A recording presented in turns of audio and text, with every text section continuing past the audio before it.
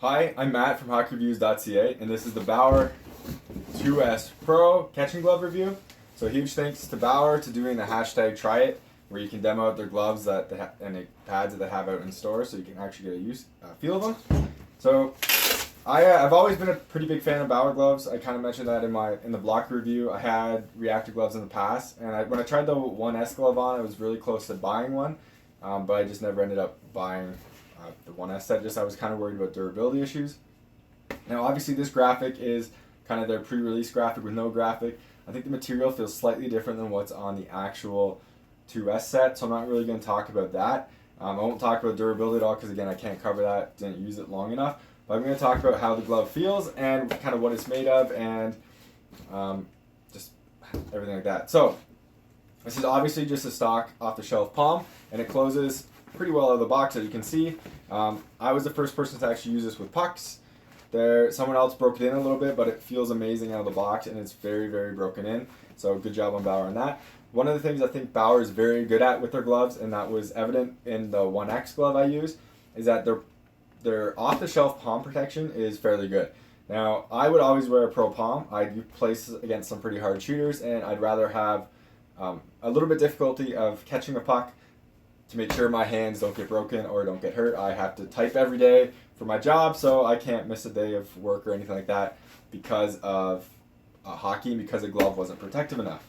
So the Od1n was pretty close to being like good enough, but not quite. This one feels a little bit more protective than the Od1n from my time of use. I did try to get people to really crush home shots in the palm. I didn't really feel much at all. So I'm not sure if that's a Poron doing it or just the way that they built this glove out, but it's a good job on Bauer, and I almost hesitate to not get a pro palm just because of how good this feels and how easy it was for me to use this glove, and I wasn't really worried about shots hurting with a stock glove. That's something I can't say about CCM gloves, where I use an E-Flex and it was terrible for protection, and I used Od1n's in the past and those off the shelf were very bad for protection as well. I can't talk about Brian's because I've only used the pro palm that's on mine.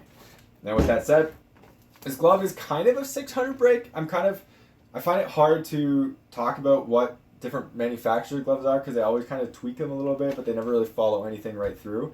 To me, the shape kind of looks like a 580, but it does, to me, close pretty close to my Premier glove, which is a 600, and my Brizgalov's Reactor 6000, which is based on a Vaughn 88, so it's also kind of a 600 break. So I really like this glove. I like how it closes. You can see kind of the break right there. This one kind of works for me. Some people like the 590, the Od1n. I'm a bigger fan of how this closes. I really like how the square cuff really allows me to seal up against my body when you're kind of in tight like that. So I'm a huge fan of that. So Bauer has the curve labeled right here. I'm not sure what part of this glove actually uses the curve. I'm assuming it's the cuff, but I'm not really going to go into that. I really like what Bauer has kept the thumb and the pinky loops in.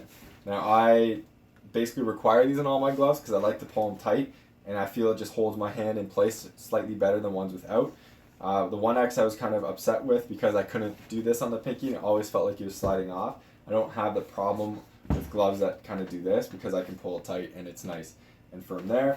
So I do really like how Bauer does their kind of backhands on the Supreme gloves. I really like how this is so open and it's mobile with this elastic. And the Supreme armor there is, again, same on the blocker and on the pads. But again, I like how that opens up a lot. And I like how kind of it's segmented pretty well too, where even when you open it, it does have pretty good padding on the backhand there, but it does allow the glove to open up pretty well. So we're going to just take a quick look on the inside here to see what this is made of. So you have the normal kind of strap here that you can pull through the side right here to pull it tight, keep it loose. I didn't have much issues with it, I just left it like that. You have a strap here, strap up at the very top of your fingers right here, and that's about it for this. Now, so if we pull this out, you can kind of see Sure Grip. So I like that material for gloves. I find it better than just standard Nash because a little textured on it really helps your hand grip inside the glove, and especially when it gets wet, I find the Nash or the Quattro material that they kind of use here when it's wet, it's a little bit slippery. This really helps me grip a little bit better, so I'm a huge fan of that material there. There's not much more I can really say about this glove. Protection's good, padding's protection's good. I feel it closes pretty well, especially out of the box. Seals the ice pretty well. Not a ton of gaps. I had no problems picking up. I had pretty good time catching it. I'm an awful catcher, so it gives you a little bit of background there. So I had to give quite high reviews for this glove. I don't know if I'd replace it with my Brian's. I really like my Brian's. This one is kind of just slightly different. I would almost like to have one of each so I can go back and forth. I find when you switch equipment, it kind of kicks you out of doing bad habits because you kind of have to adjust to them all the time. I would be really happy to get this in the blocker as a glove set to kind of go with my Brian's pads because I am a fan of the blocker more. But I would definitely suggest this to people. Again, every glove is personal preference.